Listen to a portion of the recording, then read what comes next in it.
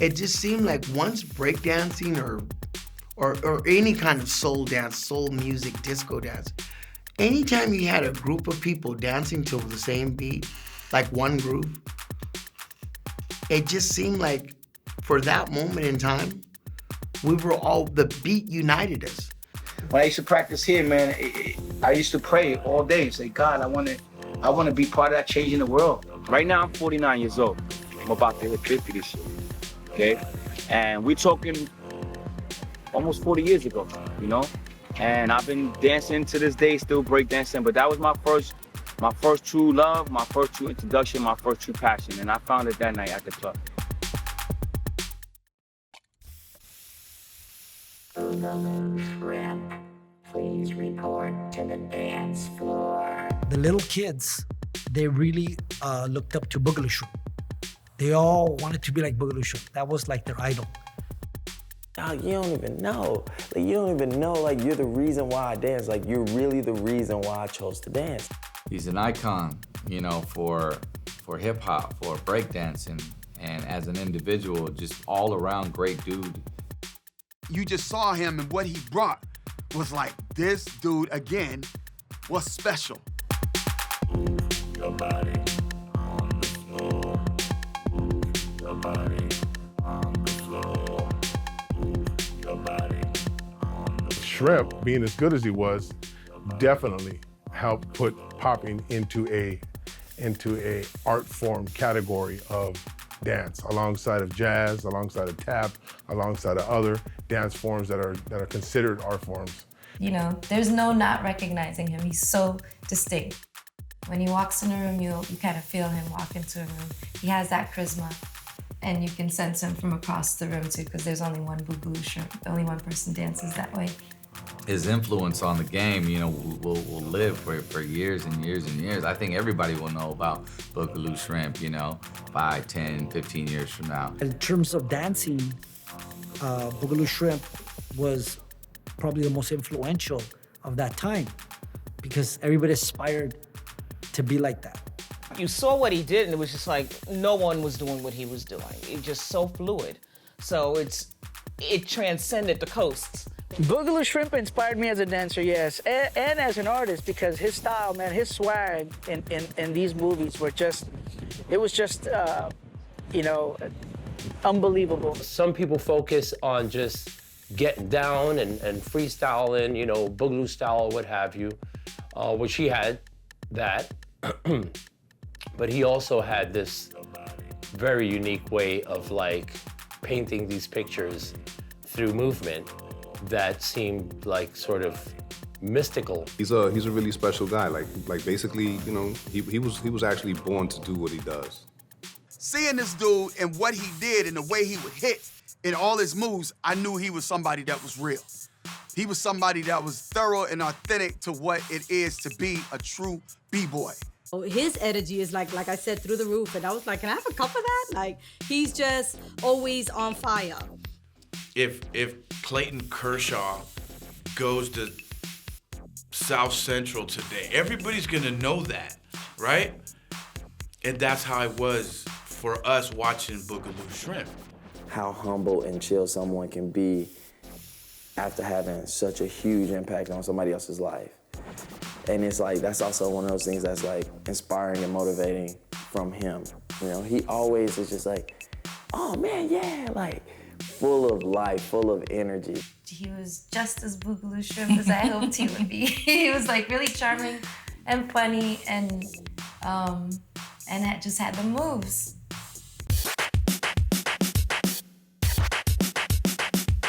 The Broomstein is classic. Classic, man. His scene is legendary. That whole scene is all just a legendary scene, just in general. You know, and so many people try to duplicate it now, even off the Instagram and the social media areas.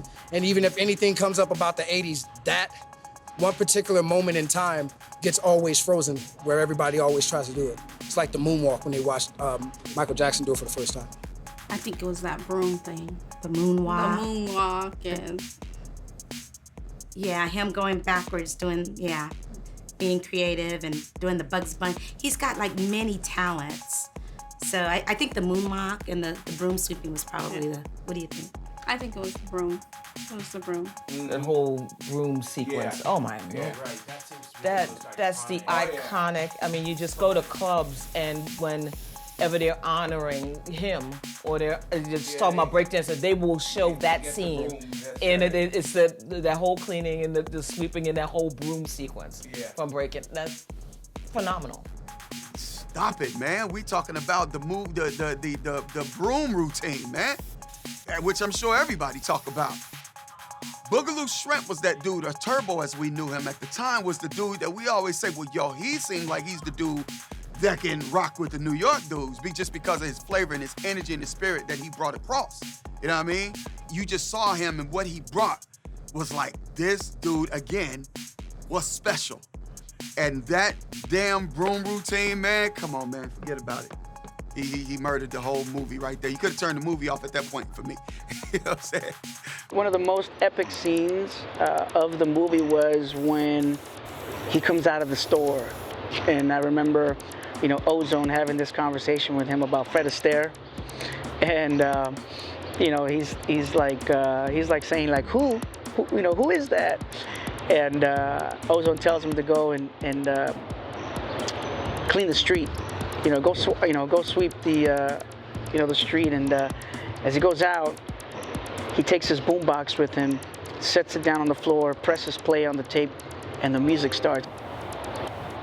And I started seeing him just, doing these pop moves and the magic moment when he takes out the broom and starts to do these magic, moves with the broom. And to me, that was probably, the most impacting moment in the movie that really was like, wow. I was like, this guy's like, doing some magic moves with the broomstick. And,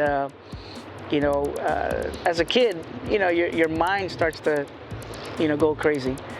And, seeing him doing all these tricks with it, was very inspiring. And obviously, as I got older, I saw, in the end where he's moving the broomstick with his hand, but you see these two little strings kind of hanging from his hand. I was like, wait a minute, I thought it was for real. But that right there, that scene was what changed it all, for me, and the pop locking and breakdancing and all that stuff. The broom, that one, it's just like the number one scene dance scene of that era, and inspired so many kids to literally leave gangs, forget about the hood, come to a Radiotron or find a space or go to Venice Beach or go to other places and just start practicing. So the key is to practice, to refine your art form. But they had a pretty high bar, to achieve, so they all were inspired. I think mostly, I know for myself, what I'll remember the most about Boogaloo Shrimp is his storytelling through movement. It's almost ancestral, it's almost ancient. The way that he can convey, it's like folklore. The way he can convey what he's trying to say through movement without ever saying a word. I think that's something he's really brilliant at. Absolutely. Michael Chambers was just unique in his approach to the dance. He was like sort of an illusionist, if you will, and like magical in a way. Like really, like how can this guy do this stuff? So with animating and ticking and his waves and just his whole character was just extraordinary. He had an amazing presence. For his stature, he's not the tallest guy, neither is he the shortest. He just had a way to totally command his space and project and just engage his audience, So I was like, whoa, this guy's really good.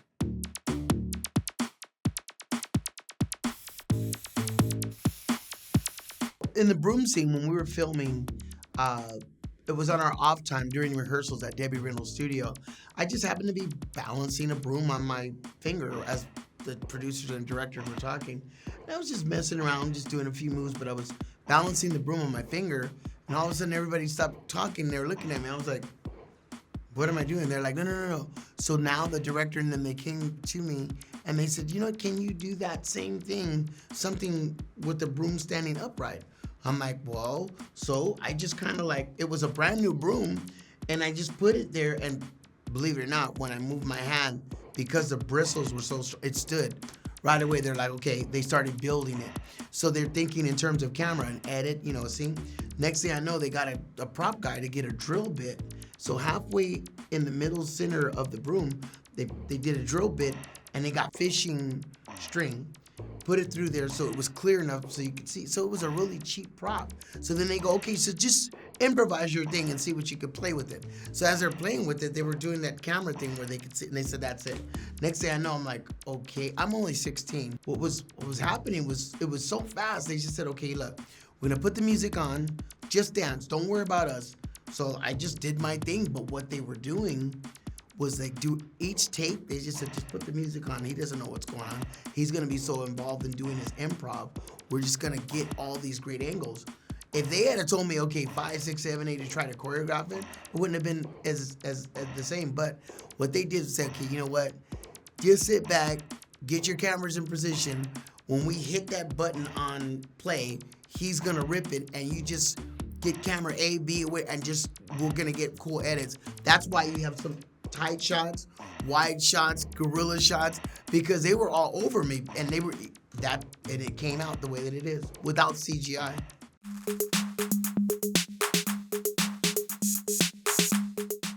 I said, now I know why they call you Boogaloo Shrimp. I said, man, you're way out there. You can pop, boy. I mean, you can look like a cartoon. So he was real cool. He was real cool. They were telling me what to do. Boogaloo Shrimp, go get him. And I'll be like, I'll do my Boogaloo. And my sister was like, wow, my brother is really popular. Everybody's saying Boogaloo Shrimp. So I was alive for the party. So my sister one day, she christened me. She goes, Michael, my sister and I were like this. She said, you know what? Everybody else at school is nicknamed Dr. Cosmo, Dr. Ace, Magneto, Fish. You're the Boogaloo Shrimp. I was like, it sounded like a fried Cajun dish, but it clicked. My sister gave me the name Boogaloo Shrimp because that's what people were telling me to do. Because I was shrimp, but I could boogaloo. It was like, he's a dancing shrimp. And then my family, I found out, was from Louisiana, Baton Rouge. So Cajun, if you look up Boogaloo, the Zydeco music from the Cajun, from the French Quarter of New Orleans and Louisiana, Boogaloo was part of Cajun music, the Boogaloo. So now I'm Creole African American and my roots are in Louisiana. So it's just like it is. If it walks like a duck, quacks is a duck. So I am the Boogaloo Shrimp. Short, extra crispy, a little spicy because by way of Louisiana. And Creole, and look at my smile. In regards to Michael Chambers, Boogaloo Shrimp, which we all know him as Boogaloo Shrimp. The world knows him as Turbo. We're from two different sides of Wilmington, California. I'm from the West Side projects, and he's from the East Side. My original teacher, Diane, Queen Boogaloo, she went to Banning High School, which Michael Chambers went to Banning High School as well. He danced for the band.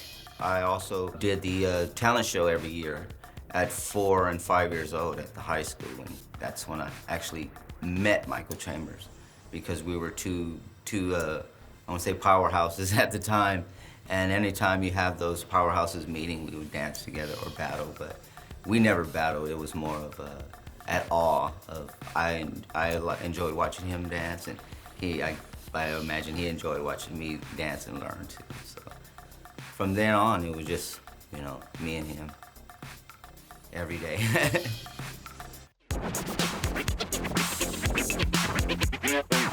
Yeah, I got addicted to the showbiz bug, and it started in school. We lived miles away from Hollywood in the studios, but we didn't even, back then you just had like a Yellow Pages, but there wasn't like all the big agencies, right? So my brother's friend said, hey, you know what, I got an idea. Redondo Beach Pier in the South Bay had the Horseshoe, and a lot of very wealthy people from Rolling Hills and Palos Verdes, Manhattan Beach, and Hermosa, they would come and play. So they had cash to play, and the thing is, or put it on plastic.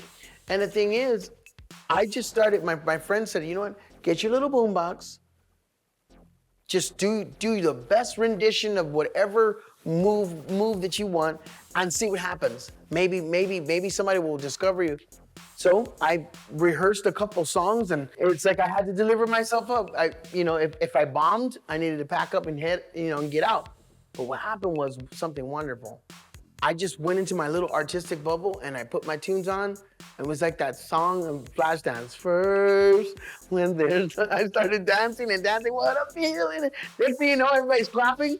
And money just started going on the floor. People were throwing, hey, give this kid a hand. And people were throwing quarters, dollars.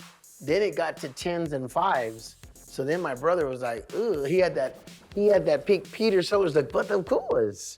Now he was like, okay, you know what? We need to organize this. And he got me a little bucket and a little thing, and he went around and told people, hey, look, if you like the show, donations, I was like, donations weren't a bad thing. If you like the show, it was a free show, donations, do it. So sure enough, I got addicted. That was honest money. It was better than a paper route. I was like, you know what? This is really cool. My big break, and thank God for the internet because it's on YouTube. My first big job was CBS, We've Got the Touch. It was a wild spot promoting all the television shows that were on the CBS network. It's on YouTube under CBS, We've Got the Touch. My friend told me, hey, they're filming a commercial. You want to do it? I was like, heck yeah, I'll be on TV, buddy. Let's do it. We went out in Selmar, and we took the 118 freeway, came through Simi Valley, and we were in Selmar at some park.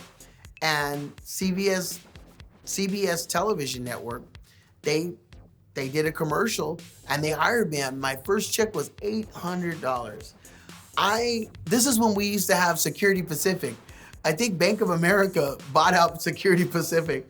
I'm telling you what, I just did my job. I was just one of those people, just shut up and do your job. So what did I know? I shut up and I did my job. Next thing I know, my mom, she said, "Oh, you got mail," and I'm like, 13. I think I was 12 or 13. You got mail. She opened up the envelope, and I was like, oh, "Mom, look, there's money." She goes, "This is $800 in your name." I go, "I know." She goes, "You did all this with dancing?" I go, "Yep, and it's all legal. Look at Security Pacific Bank." So I even put my suit on. I became a professional entertainer that day.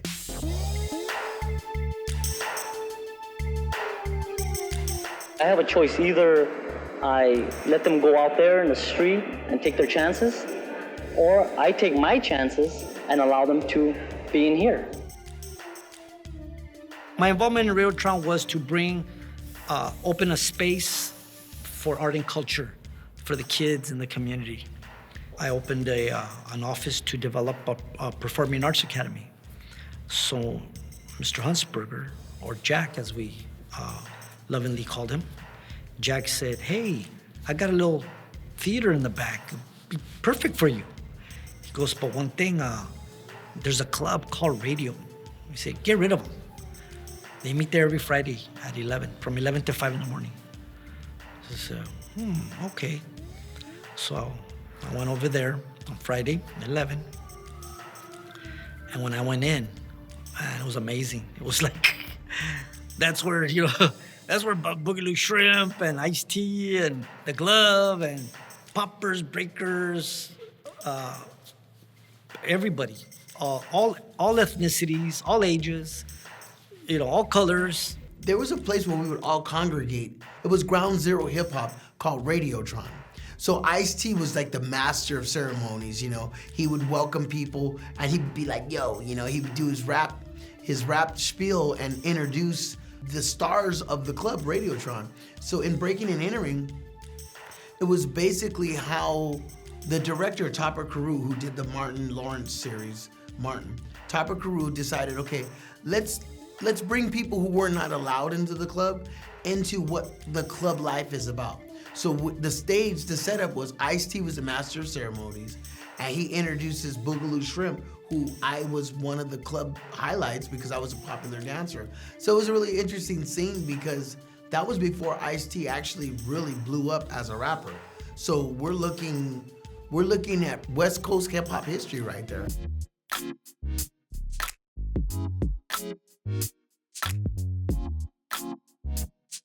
Michael Jackson got real interested in that because after he did Motown 25, Billie Jean, he was looking for more stage footwork. He's a solo artist. He needs to get from here to there. And then he goes, oh! I love it. That's Michael. Yeah. But he got more interested in the robotics. See, Michael Jackson trivia, 1977, 76. He came out with, she could dancing, got the machine, watch it get down, had to 2, 2, 2, 4, 3, bottom C, right? So he was doing the robot then. So he always had special consideration for that style of dancing. Well, once I got into the business and became a name, he was like, ooh, I like the way you move. Cause this is the real moonwalk. This is the step that Michael really liked.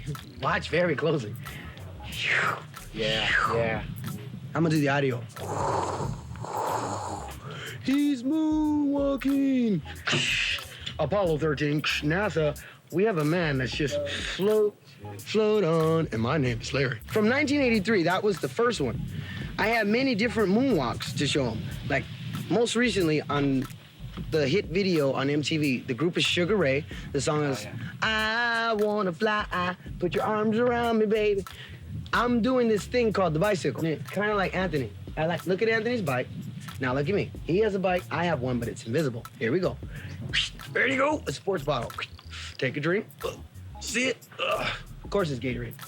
Here it is. See the bike? Rolling. Keep them muscles rolling, rawhide. Oh! So Michael was like, wow, you're just really incredible. I'm like, thank you. I tend to have my good days. He wanted to learn that whole menu, figurative dance menu of moonwalking. And so since 1983, visually, I think that he's my ultimate student when it comes to dance. See, I'm not a jazz dancer. I'm like an animated guy, have a heart. See the heart? Yeah. And I'm pioneering it. I'm the only guy on TV that's really doing this street dancing, but giving it back to the kids. Yeah. Now, a lot of people don't know the truth, but Shrimp is actually the person that taught Michael Jackson to backslide. During those times, we used to get down to Hollywood and Highland all the time, and Hollywood took notice of it. So Hollywood sends down Channel 7, a news show called RNLA, to Hollywood Boulevard to film these guys. And that footage is still all over, you can find it on YouTube now.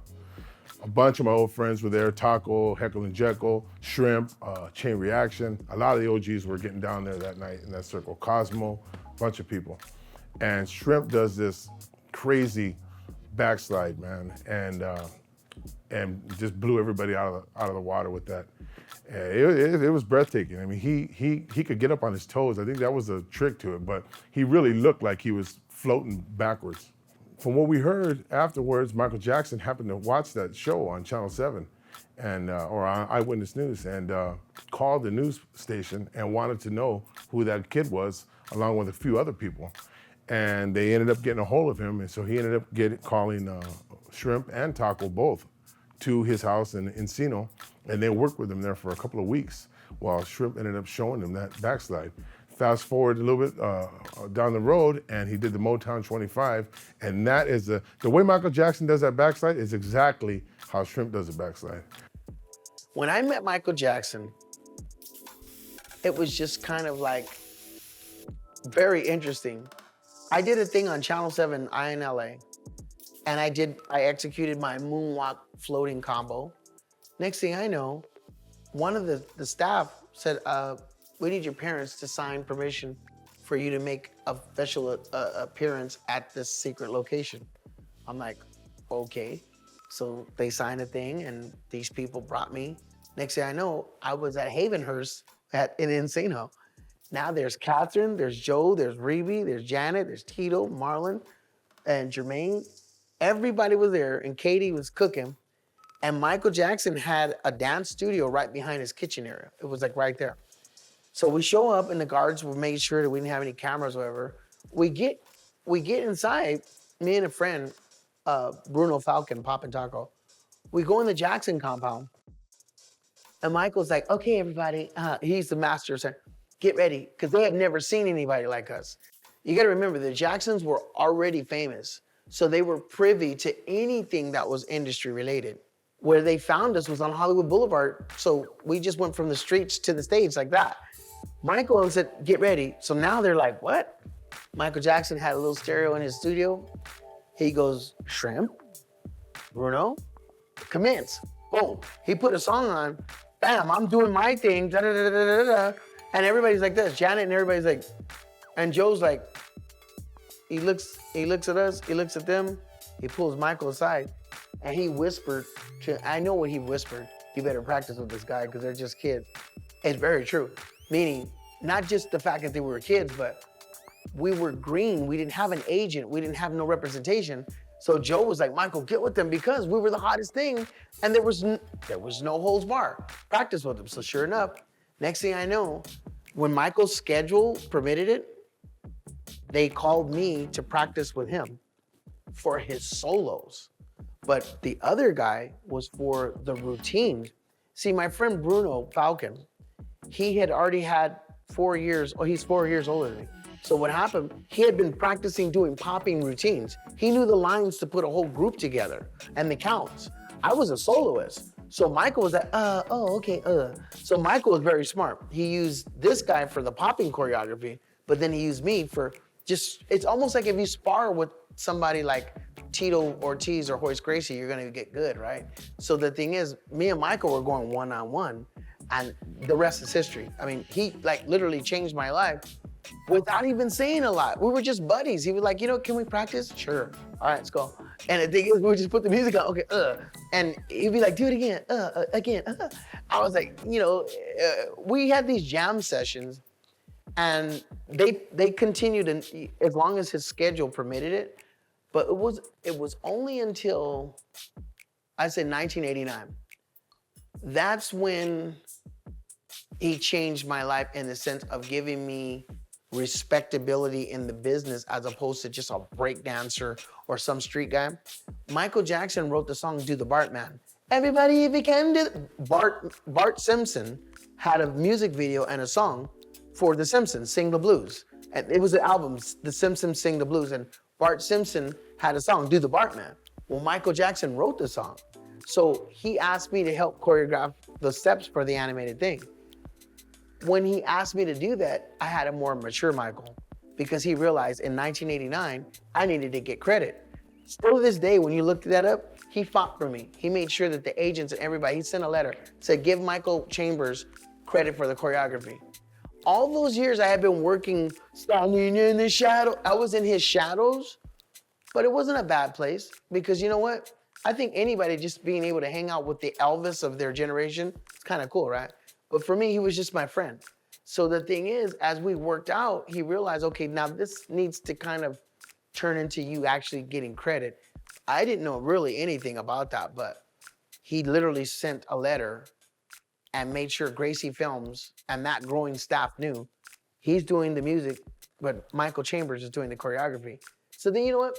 To looking back on that credit, I really respect him because there's always been this mistake. Who taught Michael Jackson? You did it. Most people, when it comes to Michael Jackson, Jeffrey Daniels. They'll say, oh, I heard somewhere, Jeffrey Daniels from Shalimar, that's what I heard.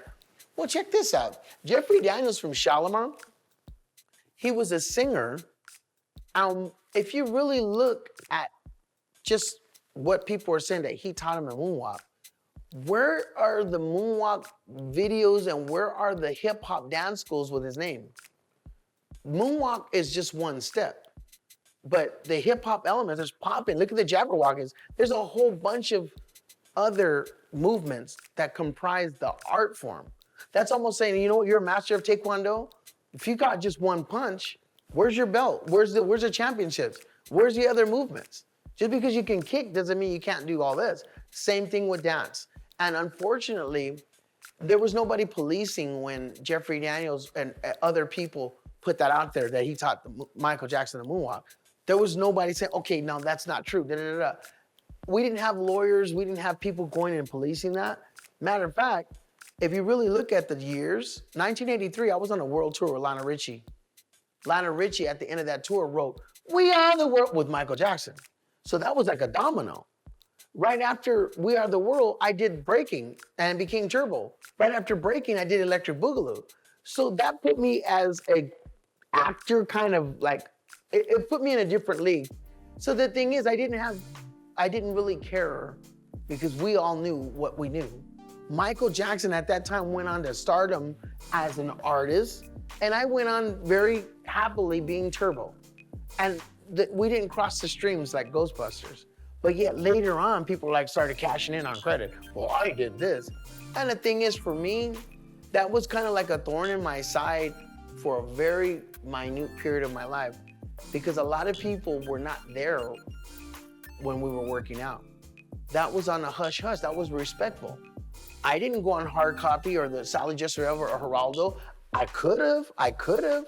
And there's a lot of industry people that would have backed me up, but I didn't because I didn't have to. I was very okay with who I was, who I am, and very okay with seeing my friend just be the best him. But years later, everybody was coming out of the woodwork. I did this for Michael. Oh, the Jacksons, me. And it almost reminded me of a really irritable student at a school going, well, I was the one that this is assignment. And the thing is, 9 times out of 10, if you're really good at what you do, just shut up and let your work prove it. Very true.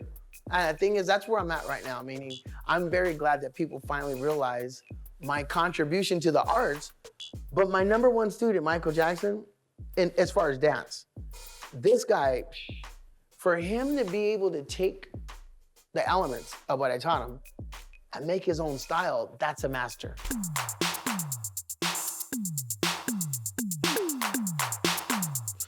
Breaking is a shortened term that sold the movie. When people came into this consciousness of the art form, that was a universal term that people, when they sold a product, but the kid's breaking. People understood, okay, he's breaking or breakdancing. So breaking was the title of the movie because people were like, he's breaking. They tried to make it hip. Instead of breakdancing, he's breaking. So breaking was more of a sales ploy to get people to go, okay, they're gonna do some dancing, Mom. This is gonna be a good show.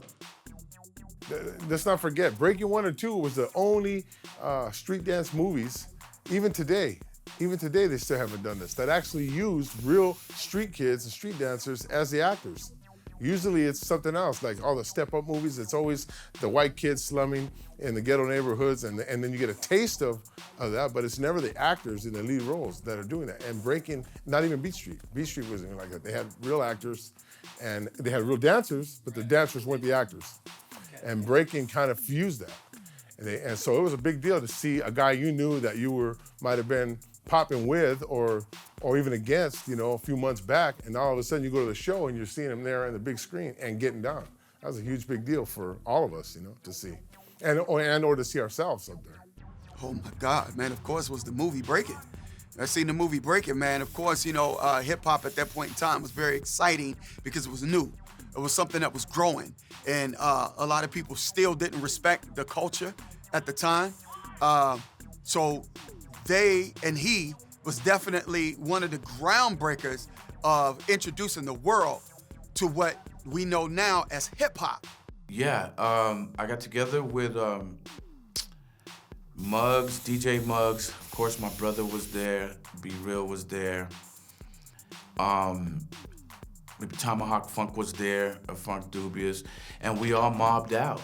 We ended up seeing the movie about 3 or 4 different times, First of all, the whole film, because it was like, wow, we have this element of what we're doing on the street on the big screen. So the whole movie was viable. It was just like crazy important to us all. But then, after you see it 2 or 3 times, you start really picking like, yo, when he did this and when he did that, The first time I saw Boogaloo Shrimp dance, we went to private school in Manhattan, and they took us on a field trip to go see the movie Breakin'. And for my brother and I, who were kids from Hollis, Queens, it was pretty cool to see just our culture represented that way. And as soon as he hit the screen, I was like, this sort of like epiphany that this is what we wanted to do with the rest of our lives, is be just like Boogaloo Shrimp. We just could not get enough of him. And he really, he pops out of the screen. Yeah. He really is the one that's the most memorable. Everyone did an awesome job, but for us, You know, he looked like us, he felt like us, and that's who we really related to the most. Yeah, I mean, there's no denying the sequence where he was outside the bodega or whatever it was when he did all his gliding and his Cobra style popping. And Poppin' Taco was another cat. Like both of those dudes, it's like were just standouts. And especially the scene with the when he's sweeping the front. You know, it was incredible. It was like magic. It was like seeing that on the big screen. Seeing what you're doing in the United States of America on the street with cardboard, and now seeing it on the silver screen was incredible. Heck yeah, we were loving every minute of it, man. We were there, we were getting paid cash. You know, we were eating off a trailer, catering that they had there, rubbing elbows with Hollywood people. So it was fun for us. And me and my friends heard about this movie coming out, Breaking. And we didn't have no idea what we was gonna go see. And we went to go see it, and it was one of the best things that's ever happened to me, because I already knew that I wanted to dance because of Michael Jackson, because of the Thriller video. But I never thought I was gonna be doing it professionally. But after seeing that movie, how they brought b-boy and locking and jazz and ballet and modern all together in one movie. I mean, they just, and the director of the movie, I mean, he put this all together, and it was the first time you ever seen anything like this. I just wish that they would have made a lot more movies. Like, they could have made 10 movies, you know? And it's still possible. It's still possible, you know? But I would really love to see that. I would love to see more hip-hop musicals. You know, we had the musical that won the Academy with La La Land, okay? That was more of the genre of the old Hollywood movies. It was jazzy, you know? But I would really love to see contemporary musicals with the dance form and the music and the art. I guess I would have to say the second time we met. Now, we had no idea that we were going to be at the same place at the same time. And it was the premiere of Breakin', Electric Boogaloo, in Manhattan. So, of course, you know, we got a special invite. And I'm standing, waiting to go into the theater. And they happened to bring Boogaloo Shrimp and Shabadoo out to address the crowd. And he's standing right in front of me, and he sees me, I see him, and I'm like, you know, I know he's got to do his thing. So they had security or bodyguards. Now, I'm literally at the front of the line. And, you know, he says something to me, hey, how you doing? I'll see you later, you know, blah, blah, blah. And security goes, all right, well, come on. And they grab me, and they're ushering me, and I'm going, what are they doing? He goes, just come on, sit near me. And I think that security thought I was her. Unless he told them, hey, get that girl, they just ushered me in, and my crew was like, where's Kim going? Because I went in the door with them and wound up getting to sit next to him watching the movie. So it was pretty cool.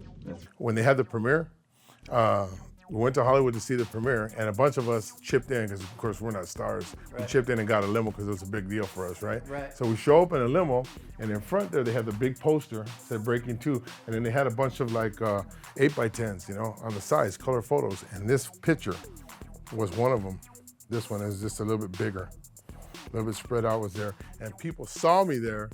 And then they started going, I signed 100 autographs that night. Yeah, because they're like, I just fell in love with just his style, how he was actually walking on the ceiling, and I thought he was amazing. I really thought he was magical. So. Well, the bedroom scene was really interesting because we had already did the numbers. Breaking, when it came out, was a box office smash. I mean, it was a first of its kind. So Cannon, when we went to the Cannes Film Festival, they realized, okay, this is going out big internationally.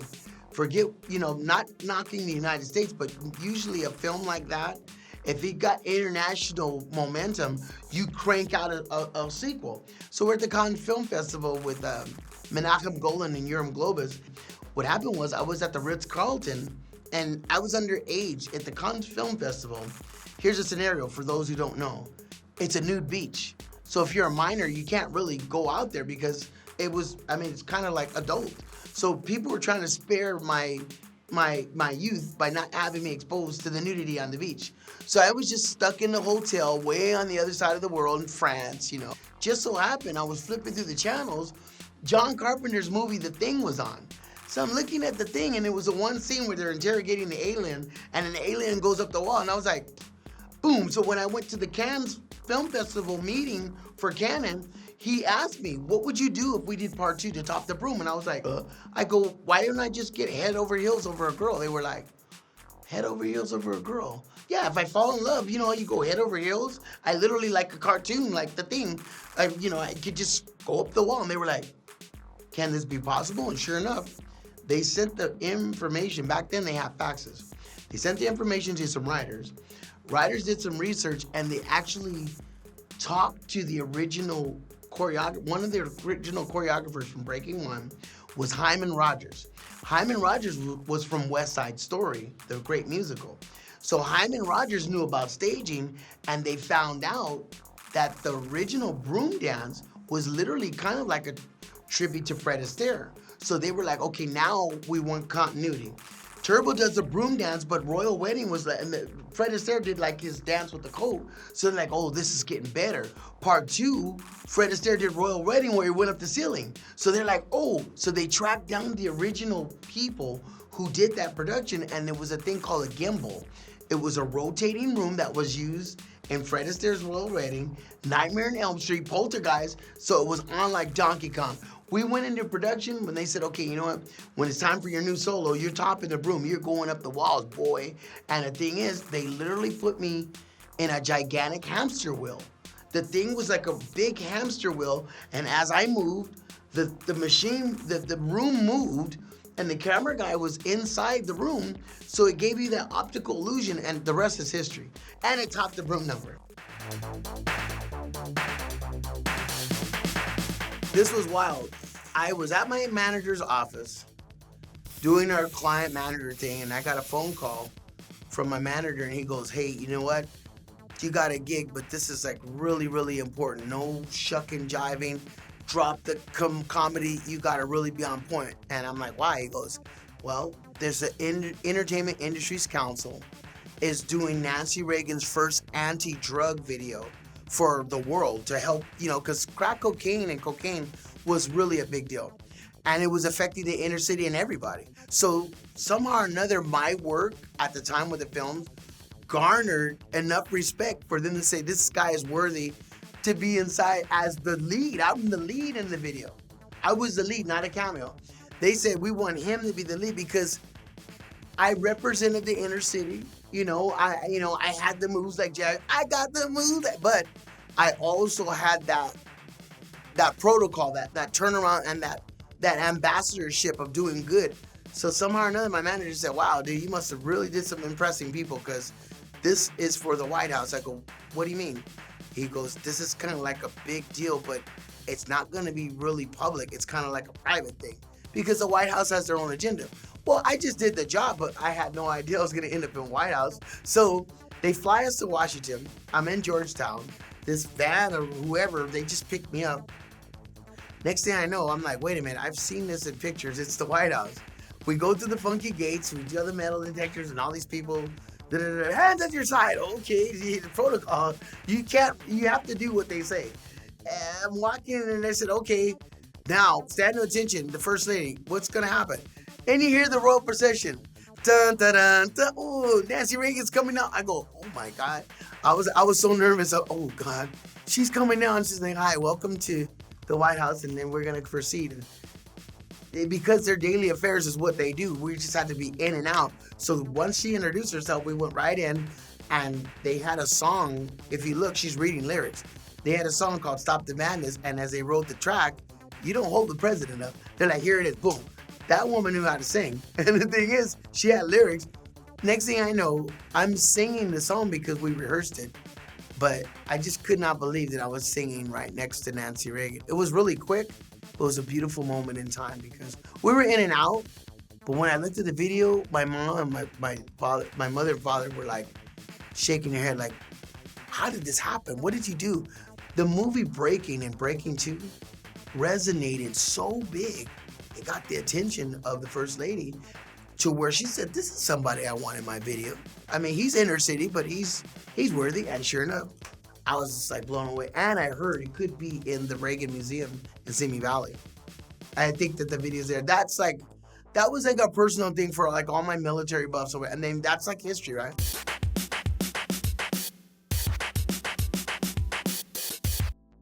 I was on a 9-month world tour at 14 with the great Lionel Richie. I must have impressed so many people with that video. They said, Michael Chambers, you want to go on tour with us? Lionel Richie and his manager, Ken Cragen, signed me up for a 9-month world tour. And it gets better. At the end of the tour, the guy that I had met from a distance showed up at the concert, and it was Michael Jackson. Michael Jackson, we were performing at the Universal Amphitheater, Lionel Richie's All Night Long tour. And before the show started, me and Poppy Taco Bruno were like, who's this weird looking? There was a guy standing in the aisle. He looked like the Scarecrow from The Wizard of Oz. He had a funky hat on, bad teeth. I mean, he didn't have the mouthpiece, but he had a big afro and he had these glasses on. And he had a really cheap suit. He looked like a scarecrow. He's just there, but he didn't move. And we were like, who is that? And he had the smile and was like, and sure enough, he tipped his glasses and he was going like this, like backstage, don't say nothing. Because we were kids. We could have been like, he was like, He didn't want us to blow his cover. Turns out, right after the concert, we're backstage. You got to remember, here's the scenario. Lionel Richie is a Grammy Award-winning guy that year. 1984, he owned it. All Night Long won all kinds of awards. He was huge, bigger than life. So can you imagine the celebrities in his VIP? Linda Carter, all the greats, right? Rod Stewart, Stevie Nicks. I'm like this. It's him. Michael's like, hey guys. We're like, it's you. He's all, shh. He's all, don't say anything. We're like, can we get a picture? And sure enough, he came backstage, but he was just gonna kind of leave. The picture's golden. There's a really quick shot of Shabba-Doo, Poppin' Taco, Michael Jackson in disguise, and myself just before he left. That was life-changing because you gotta remember, the reason he was there is because he wrote We Are the World with Lionel. Lionel Richie was ending his tour, but during the tour, him and Michael were writing, There Comes a Time. That We Are the World was like kind of like a big deal. But Michael Jackson and Lionel wrote it. And the thing is like right after that night, he went in to record the video. The We Are the World video, Quincy Jones got everybody at the American Music Awards. After he did the show, they did the American Music Awards because everybody was in town. It just all went in ground zero. They did that video and it was just like, wow. When I grew up and as I was going through the motions, I just went through the motions, but as I got older and I look back, I was like, oh my God, I was like right there. I was like that little kid at the Apollo, all these greats from Motown were there, and all of a sudden I just kind of like have all their essence because I was ground zero of greatness. That was a really cool time. So that's the whole Lionel Richie and Michael story. I came up with a style called liquid animation. And the liquid was the real smooth part that you see dancers do with the animation of a robot. This was in like 1989. And I told my agents at the time, I'm not gonna do some music video where I'm just dancing in a circle. I wanna focus on the special effects industry. I played the cat in Opposite Track with Paula Abdul. That was the first time she used a street dancer to come up with a character on a blue screen for MC Scat Cat, which won a Grammy. I did do the Bartman with Michael Jackson. So now, being a so-called street dancer or hip hop dancer, I moved right into special effects. And then of course, Bill and Ted's Bogus Journey, playing the robot. So I made that transition consciously. But when Family Matters came, I said, okay, now, when people go back, they're gonna see that this is my style in its 100% pure form. Being in that robot suit, I was able to document my style. The biggest respect I still get from when people see the Urkelbot is that I look real. People see that robot Steve Urkel and go, man, that looks real. If you look at the moves that I'm doing, Turbo kind of grew up to be a master of animation because my hits and my precision, I had been working through all the 80s on just precision, bam, bam, all my points, everything. And my robot was kind of like more advanced than most. So I was able to work with the great Dom DeLuise for one season of his run on the Dom DeLuise show. That was like, that's Hollywood greatness. Dom DeLuise's manager was Greg Garrison, who ran the Rat Pack. So the thing is, it was like a family coming together. That was kind of huge. I was a pizza guy. Yeah, well, Michael DeLuise, Peter DeLuise, all of Dom DeLuise's kids, they pretty much came to the show, but I was the pizza delivery guy. Dom DeLuise ran a barbershop, and every episode he had a guest celebrity coming in, like who's next? So I kind of like saw great people like George Papard, Burt Reynolds, I mean some really big people that were his. Dom DeLuise kind of was like old Hollywood, but the best Hollywood. So the thing is, he had a lot of favors from a lot of friends. I was very honored to work and be in the same set as some of those great people. That was like really cool. It just got like a little bit overwhelming. So I just kind of like backed away and I wanted to just kind of like move and just get away and just kind of go underground. And I think that's why that song, I wear my sunglasses at night. The thing is, when you don't want people to know who you are, when you don't want to be on, you kind of go incognito, you know? And so I just got used to that because I didn't want to be known all the time. Some people get off on that. Look at me, I don't. The thing is, I'm very okay with who I am. And when I want that attention, it's for the fee that's paid to me or for the right purpose. But when I don't, I'm just an average guy. And I think that that's why I chose not to live in Hollywood or in those areas where everything's just on, because I wanted to be able to just say, okay, you know, I want to turn this off. I don't need that light, you know? And so for me, yeah, those years after the films, and especially being young, it was a mental thing. I was like, wow. And then too, I had to cut off a lot of people that I thought were my friends because now I was the cool guy that had money because I had a good job. I didn't have any obligations. I was still under 21.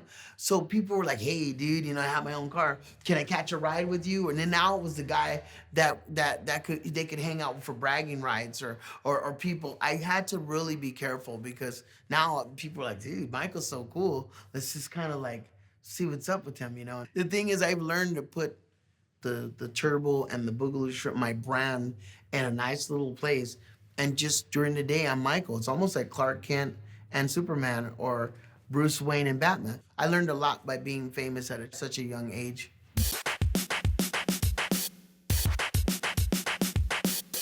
7X, head, body, head, body, head to the center. Now look, you can face me. Remember this, because I want to remind you. So it was actually funny because, you know, people usually when they're learning dance, they, you know, look up Chris Brown, who's amazing, don't get me wrong, and, you know, just Michael Jackson, amazing, Janet. But, like, my one friend brought it to my attention. He's like, Taylor, why don't you look into the people that trained these people? Like, who trained Michael Jackson? He was like, I know one guy that did. He was like, it's Boogaloo Shrimp. And I was like, who is that? I've never heard of him before. He showed me videos of him. And he was the exact missing link of what I was missing in, like, my dancing vocabulary. Like, his style was exactly what I wanted to pick up. The popping, the locking, the ticking. I even picked up on his own style that he made up, which was liquid animation. And that was it. That was literally it. Like, the ticking and, like, the waving, and I just loved that. So I was like, I'm gonna meet him. I was like, mark my words. And they were like, Taylor, how? I was like, I have no idea. I was like, just mark my words. And then it happened. A month into me being in California. Just, the universe is a beautiful thing. You know, I've taken it upon myself to teach selected people.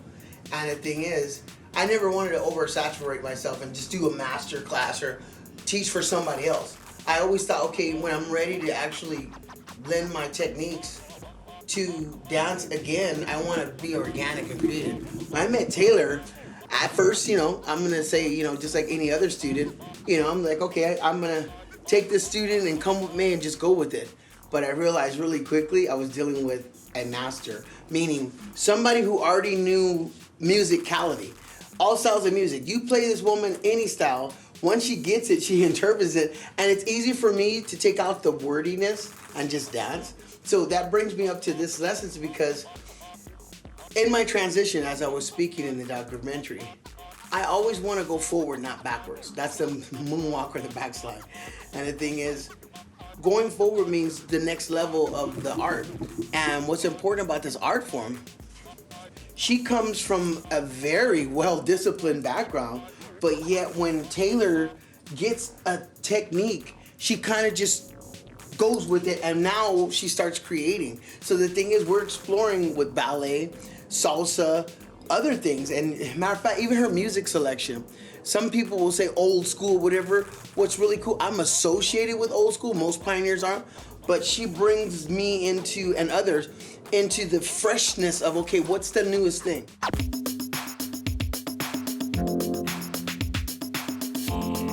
After breaking, there's been this question, and it still resonates. Whatever happened to Turbo? What was he doing? I don't know. Well, nobody was really dancing, so I had to go where the work was. Sure enough, if you look at the film, I was wearing the Rising Sun bandana in Godzilla. So Asia, Japan had always been good to me because I had been going to Japan and actually promoting that I'm at peace and in harmony with Japanese culture with the stuff that I was wearing. So when the work got dry in the United States, I had to go where I had to go. So I found myself teaching my methods in Japan in like 1980, I'd say like 87. 87 was the first time that I went there on a teaching tour, you know, to Osaka, Tokyo, Fukuoka.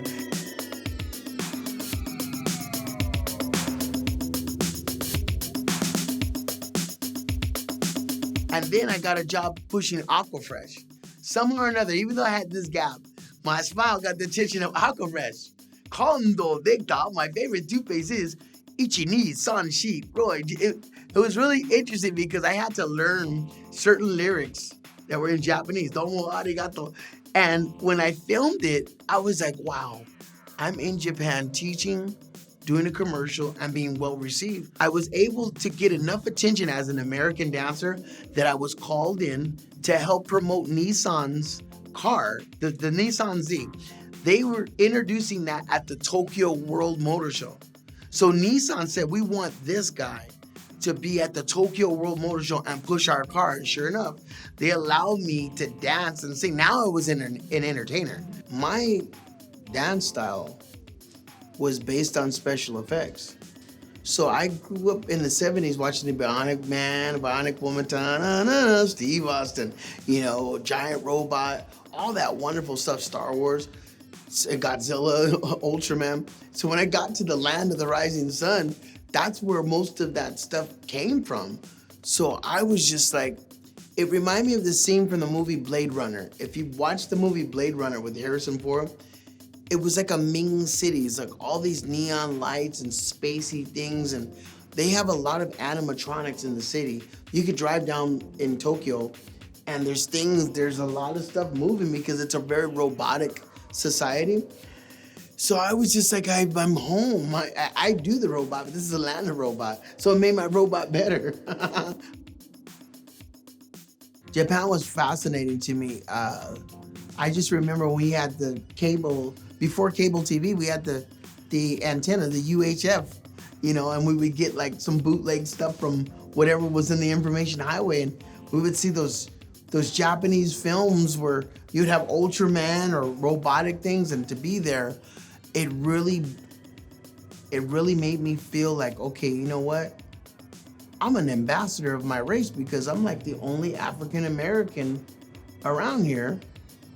And everybody's looking at me like, okay, well, what kind of tourist are you? So Japanese people, they're very analytical. They study, and they're not very animated like we are. They're just kind of like very orderly. They're very soft-spoken, and they're very peaceful people. So it was a culture shock, but I adapted a lot of their ways because I had been working in Japan for many years, off and on. I didn't stay there for years, but off and on, I would get called back for gigs. And just to see every time I would come back to Japan, the response I would get, That's the first time I ever felt like a real celebrity.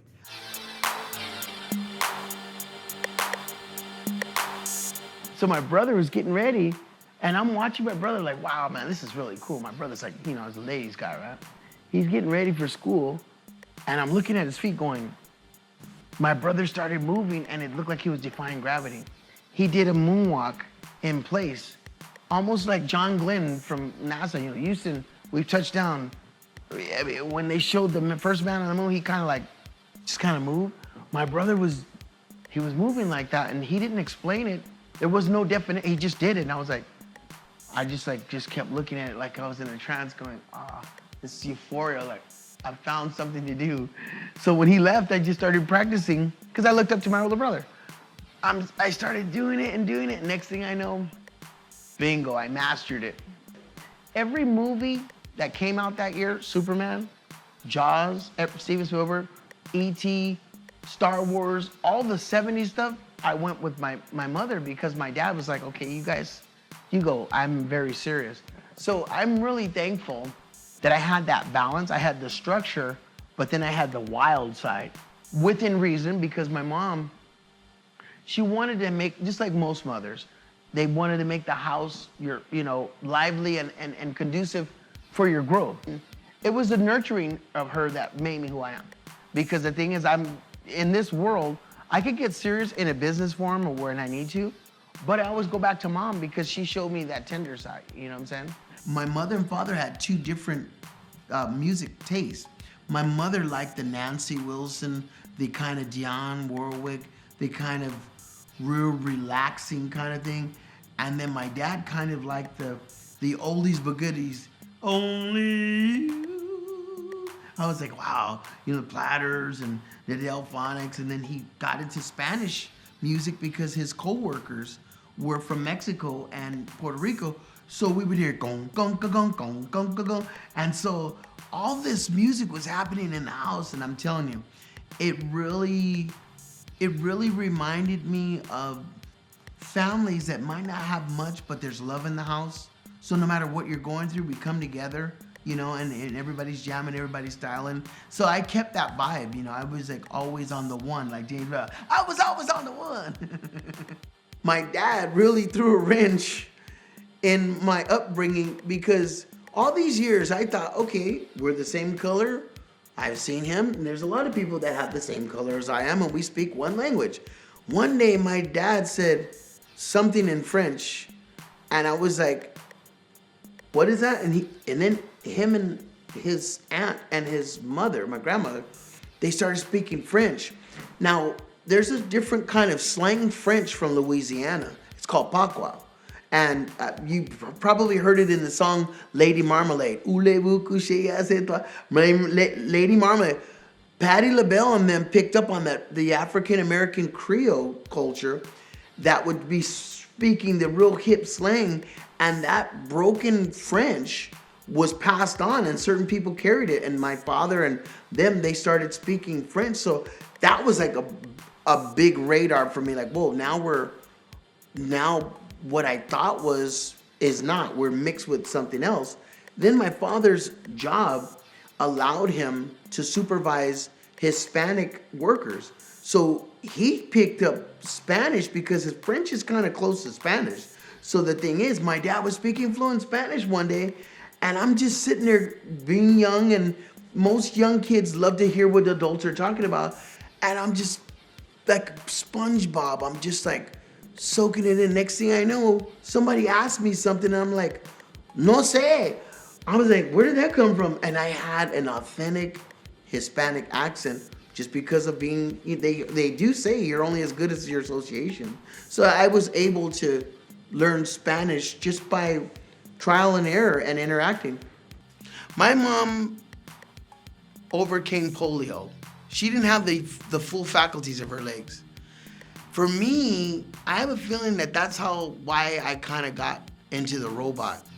Because my mom was like robotic. She had metal crutches, metal braces, and when she moved, she had sound. So for me, I was like, wow. I mean, I actually robot, but I didn't see my mom as different. I was like, wow, I got a superhero for mom. She was like Dr. Xavier. She's like You know, it was weird. I guess mentally there was some correlation with her handicap, her disability, and all that metal. You know, I mean, metal things kind of move, and you got restriction somehow or another. And I became the master of the robot. So, mom was my influence with my dance, but then I admired her strength. Just her strength to go through life is hard, but to be able to learn how to drive with not the use of your legs, hand controls, to go to work 7 days a week, to provide for a family, and to actually get awards from your job, and her self-esteem and the way that she carried herself, I think I drew from her strength, not to give up. The winning spirit, and her winning was not to get a mansion and not to get a lot of fancy jewelry, just to be and get your daily portion. She would always say, you know, I love that scripture, give us our daily bread, because tomorrow's not promised. So she was like, you know, I'm gonna work to get my daily bread. If tomorrow comes, fine, but at least I'm gonna earn it. So I was like, wow, I learned not to ask for more or try to get more than what I earn. One day my dad went to work and they're like, Linus, what? Your son, what did he do? He thought I got in trouble. What did he do now? No, he's dancing good. He goes, yeah, he dances all the time. They go, no, we've seen him on the TV and now the movies. TV, movies, what's next? He goes, what are you talking about? He's like very famous. Next thing I know, my dad comes home and tells my mom. He said, Niecy, that was her nickname, Niecy. What is everybody talking about Michael for? She goes, that's why you needed to see your son more. He was busy working while you were working, and he has a career. I mean, he's like really something. So then my dad, when he seen my movie, he really was he was so proud. He told my grandmother, they watched it. Next thing I know, my dad, he was wearing a breaking t-shirt. And and he was proud of me. As a matter of fact, there used to be a little hangout with his military, but I think military people go to like a VFW where military people talk. One day he's shooting a breeze with his buddies, and somebody got really feeling lucky and they put some tunes on and they started moving, and somebody told him, hey, excuse me, you probably don't want to dance right now. They're like, why? That man is Turbo's dad, and he probably gave birth to him and taught him because he's the dad. So if he can move, he probably really is gonna rip you a new one when he dances. So my dad got a kick out of it because he was the man, and everybody was like, yeah, we got Turbo's dad. I'm always interested in different humanity. Every human has something to add to your life if you allow. Somebody has something. You have your gifts, I got my gifts. But as we have chemistry, we can share. I think that's just a thing that humans do. We kind of interact. I like that. Well, some people think that, oh, you guys just dance. It's the dancing was the outlet to everything else that was going on.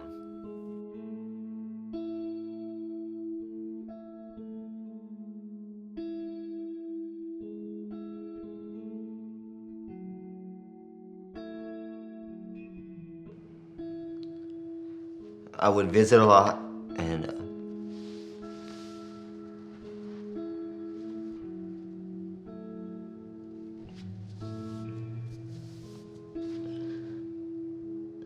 sometimes I wasn't clean.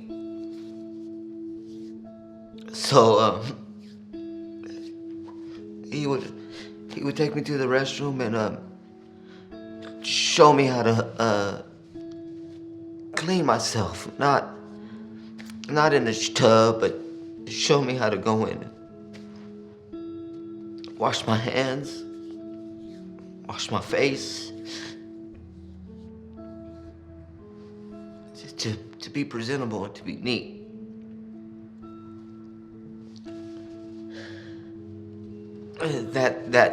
That's what I want to say. I OD. It wasn't the dancing, it wasn't the opportunities to go out and make money and to feed myself and my family. It was him just being a brother. a real brother, not to show me how to take care of myself.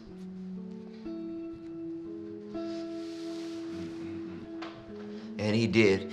He showed me how to go out and make money. He showed me that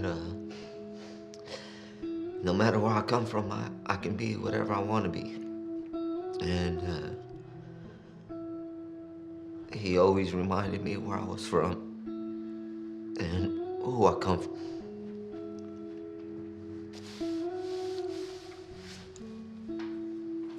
Yeah.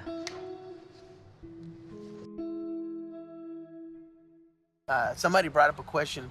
They said, Michael, why do you dance? Why do you really dance? What made you dance? And I said, you know what? With the world conditions, I kept dancing and doing entertainment just to be accepted as a human being. I mean, and now I love inspiring people from these neighborhoods and other inner cities just to say, okay, you know what? We may not ever make $1 million. We may not reach that number. But if you can have $1 million personality, then it's worth more than money, because that's what you'll leave on this earth, and that's the impression that you'll give for somebody else who may not be having the opportunities you have. I want to make sure that I give a fair chance to the next African American or the next inner city guy who may not have the Prada or the Calvin Klein or the latest thing, but just wants to be accepted and a chance. You know what I'm saying? And I really thank the people from the well-to-do suburbs for seeing something in me at a young age. Something instead of just the streets. People were always saying, you know what, you gotta do something with your talent. You know, you got something. It stuck in my mind, and I could have made a life, you know, that succumbed to the streets or joining a gang or doing something else that other people were doing at the time. But you know what? That whole thing about being accepted was really enticing. I think everybody wants to be socially accepted. And I found my niche, and it's a beautiful blessing. I'm really thankful to be able to see how not just the dance has grown, hip-hop is breakdancing and popping has grown, but just the arts. You could be any color or any ethnicity as long as you have respect with your skill. For your common man, the doors will open.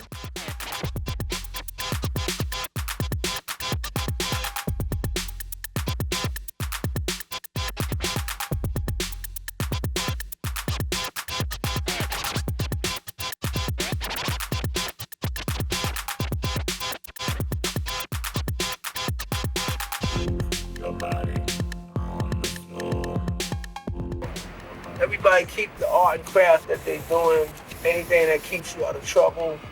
Never follow a crowd. You know, make your own decisions and do what you like to do. Make sure it's prosperous and creative so that you can feel good about it. It's the music.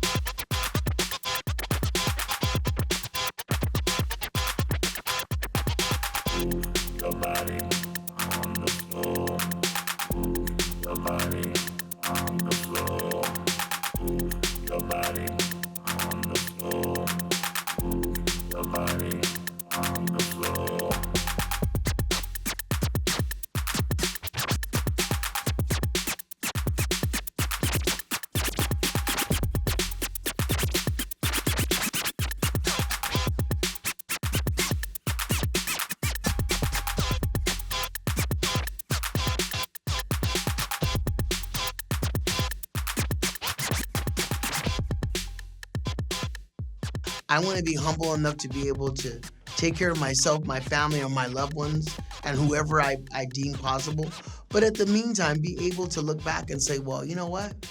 I want to just kind of take a back seat and help somebody else. It's not about me.